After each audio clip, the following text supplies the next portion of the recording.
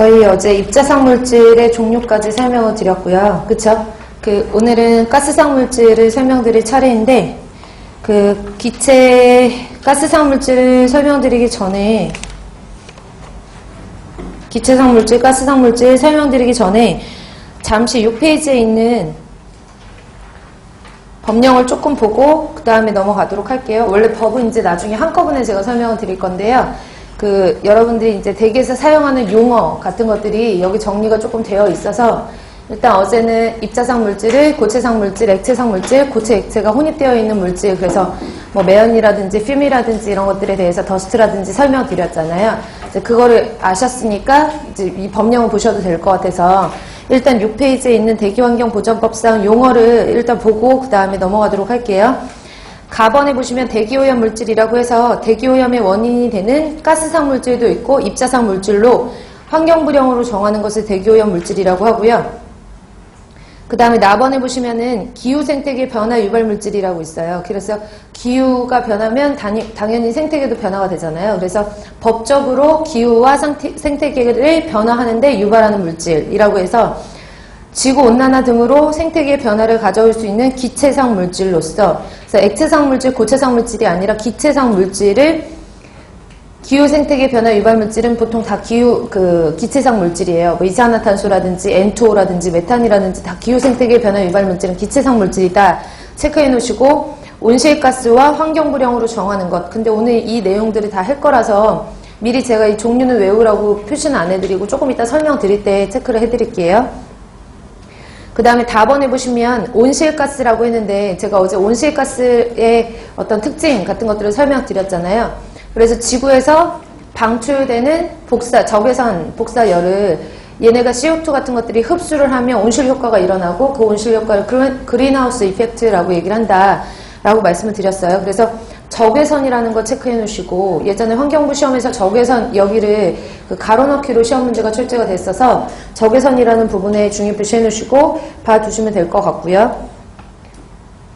그래서 적외선 복사열을 흡수하거나 다시 방출을 한다라고 했는데 이 방출이 지구로 방출을 시키는 거예요. 그러니까 대기권으로. 그래서 지구 외부로 방출을 시키는 적외선이 나가지 못하도록 막거나 아니면 지구로 거꾸로 대기 쪽으로 방출을 시키면 지구가 온도가 따뜻해지겠죠. 그런 식으로 그런 가스를 온실가스라고 얘기를 하고, 그 온실가스의 종류에는 이산화탄소, 메탄, 그 다음에 N2O, 일산화이질소, 그 다음에 수소불화탄소, 과불화탄소, 육불화황, 이름들이 조금 생소하시죠? HFC 같은 경우에는 수소불화탄소라고 얘기를 하고요.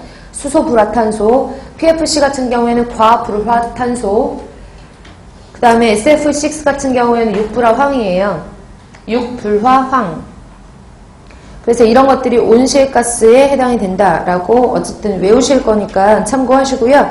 그 다음에 라번에 보시면 가스라고 되어 있는 부분은 물질이 연소하고 합성하고 분해될 때 발생하거나 물리적 성질로 인해서 발생하는 기체상의 물질. 뭐 물리적 성질 같은 경우는 휘발성을 가지고 있는 것들 같은 경우에는 증기압이 보통, 그러니까 뭐 끓는 점이 보통 낮기 때문에 약간만 열을 가해도 휘발이 되잖아요. 이런 물리적 성질을 가진 것들이 의해서 발생하는 기체상 물질을 가스라고 얘기를 하고, 입자상 물질은 제가 어제 설명드렸는데 물질이 파쇄되거나 선별되거나 퇴적되거나 이적, 그러니까 옮겨서 쌓거나 아니면은 그 밖에 기계적으로 처리되거나 연소, 합성, 분해될 때 발생하는 고체상 또는 액체상의 미세한 물질, 이렇게 나왔죠. 그래서 어제 입자상 물질에 대해서 설명을 드리면서 인체에 이제 잘 흡입이 되는 그 사이즈와 그 다음에 침착률이 가장 높은 사이즈가 1마이크로미터 정도라고 어제도 설명을 드렸고, 그쵸? 그래서 입자상 물질에 대한 설명은 어제 마무리 졌으니까 그 부분은 읽고 넘어가시면 되고, 바번, 4번, 아번에 해당하는 게 입자상 물질이죠. 그래서 바번 보시면 먼지라고 하는 거는 대기 중에 떠다니거나 흩날려 내려오는 입자상 물질을 우리가 보통 먼지라고 얘기를 하고, 매연 같은 경우에는 유리탄소가 주가 되는 입자상 물질, 고체상 물질을 매연이라고 하고, 액체상 매연을 수트라고 해가지고 검댕이라고 한다 그랬잖아요. 그 다음에 아번에 보시면은 검댕은 연소할 때 생기는 똑같은 유리탄소가 응결을 해서 액체상으로 되어 있는 물질을 우리가 검댕 수트라고 한다라고 했어요. 그 다음에 4번에 보시면은 특정 대기 유해 물질 같은 경우에는 일반적인 대기 오염 물질하고 비슷한데 그거보다 조금 약간 유해성이 강한 물질들을 특정 대기 유해 물질이라고 얘기를 하죠. 그래서 사람의 건강이나 재산이나 동식물의 생육에 직접 또는 간접으로 위해를 끼칠 우려가 있는 대기오염 물질로서 환경부령으로 정하는 것을 말한다 라고 되어 있어요. 좀 마이크가 이상하죠? 맞아. 휘발성 유기화합물. 다른 교수님께서 이 마이크가 잘 안 된다고 막 그러시길래 한 대 세게 때리면 된다고 어제 노하우를 알려드렸는데, 휘발성 유기화합물 보시면 탄화수소류 중 이렇게 나왔잖아요. 그러니까 앞으로 이제 용어 자체가 탄화수소라는 말도 나오고 휘발성 유기화합물이라는 말도 나오고 이러는데, 탄화수소류 안에 휘발성 유기화합물이 들어간다라고 생각을 하시면 돼요.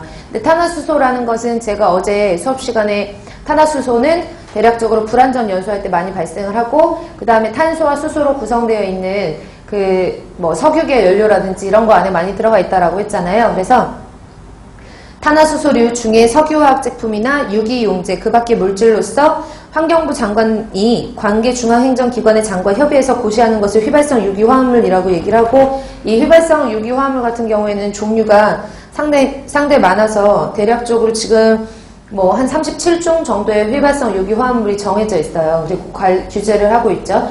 근데 휘발성 유기화합물의 가장 여러분들이 휘발성 유기화합물 그러면 번뜩 생각나야 되는 게 BTEX 이런 것들이거든요. 그래서 벤젠, 톨루엔, 에틸벤젠, 자일렌 이런 것들이 보통 어디에 많이 들어가 있냐면 석유 안에 많이 들어가 있어요. 그래서 석유 같은 그런 것들 안에는 BTEX라든지 여러분들이 한 번씩 다 들어보셨던 프로필렌 이런 것들 있죠. 프로필렌, 에틸렌 이런 것들이 다 휘발성 유기화합물에 해당이 되고요.